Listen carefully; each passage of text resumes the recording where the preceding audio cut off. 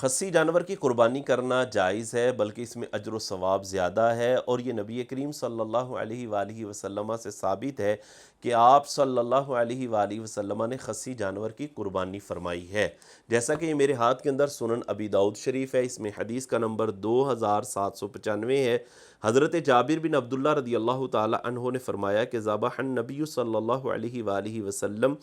یوم الذبح کبشین اقرنین املحین موجعین، کہ نبی کریم علیہ السلام نے ذبح والے دن 2 مینڈھے قربان کیے، ذبح کیے، جو 2 سینگوں والے تھے، دونوں چتکبرے تھے اور خصی تھے۔ اسی طرح سنن ابن ماجہ شریف، اس میں حدیث کا نمبر 3122 ہے، اس میں بھی اسی بات کو بیان کیا گیا ہے کہ نبی کریم علیہ السلام نے 2 ایسے مینڈھوں کو قربان کیا جو دونوں خصی تھے۔ اور اسی طرح یہ حدیث مسند امام احمد کے اندر موجود ہے، اور وہاں پر حدیث کا نمبر 25886 ہے، تو جس سے ثابت ہوتا ہے کہ خصی جانور کی قربانی کرنا یہ نبی کریم صلی اللہ علیہ وآلہ وسلم کا طریقہ ہے، آپ سے ثابت ہے۔ اور اگر کتب فقہ کو دیکھا جائے تو تمام کتب فقہ کے اندر اس بات کو بیان کیا گیا ہے کہ خصی جانور کی قربانی کرنا جائز ہے، بلکہ اس میں اجر و ثواب بھی زیادہ ہے۔ اس کی وجہ یہ ہوتی ہے کہ خصی جانور کا جو گوشت ہوتا ہے یہ لذیذ بھی ہوتا ہے